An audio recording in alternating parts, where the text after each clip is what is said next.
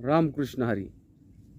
भगवंत हा सर्वांसाठी समान आहे.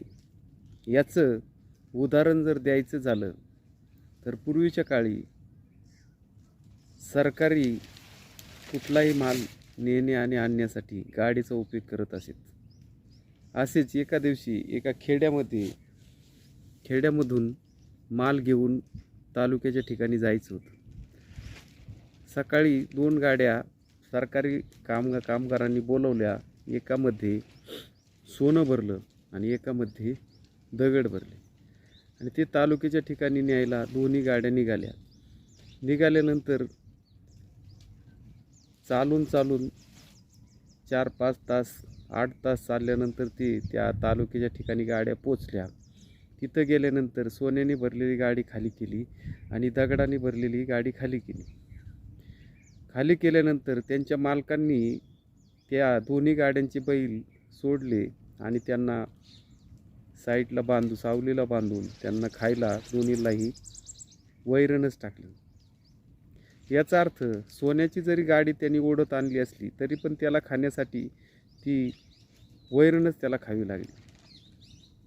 तसं एक भगवंताचं आहे. कितीही बुद्धिमान व्यक्ती असेल तरी पण त्याच्यावरतीही तेवढीच कृपादृष्टी भगवंताची असते आणि अडाणी जरी व्यक्ती असेल तरी त्याच्यावरती भगवंताची तेवढीच कृपा असते. म्हणून आपण जेवढं होईल तेवढं नामस्मरण करत राहिलं पाहिजे आणि भगवंताला एकरूप करण्याचा प्रयत्न आपण करत राहिलं पाहिजे. नाम घेत राहिलं पाहिजे. भगवंताचं नाव घेत राहिलं पाहिजे. त्यामुळेच आपला खऱ्या अर्थाने उद्धार होईल. आणि भगवंत हा मिळवण्यासाठी कुठला तरी वाईट मार्ग निवडणे आणि त्याच्या मागं भरकटत राहणे की आपल्याला हे केल्यानंतर हे मिळेल, त्यामुळे आपला उद्धार हा होणारच नाही. उद्धार खऱ्या अर्थाने करून घ्यायचा असेल तर आपल्याला भगवंताचे नामस्मरण करणे हाच एक अति सोपा हा उपाय आहे. म्हणून सकाळी लवकर उठणे, आपले आंघोळ आटपून सकाळी भगवंताचे दर्शन करणे आणि देवाचं नामस्मरण करून आपली सुरुवात करणे म्हणजे खऱ्या अर्थाने आपला दिवस हा सुंदर जाईल.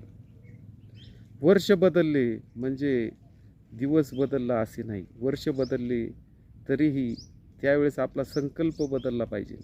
नवीन वर्ष आले फक्त लोकांना मेसेज पाठवणे, हॅपी न्यू इयर वगैरे हे ठीक आहे, परंतु त्याचबरोबर आपल्या रोजच्या दिनचर्यामध्ये बदल करणे हेही तेवढेच महत्त्वाचे आहे.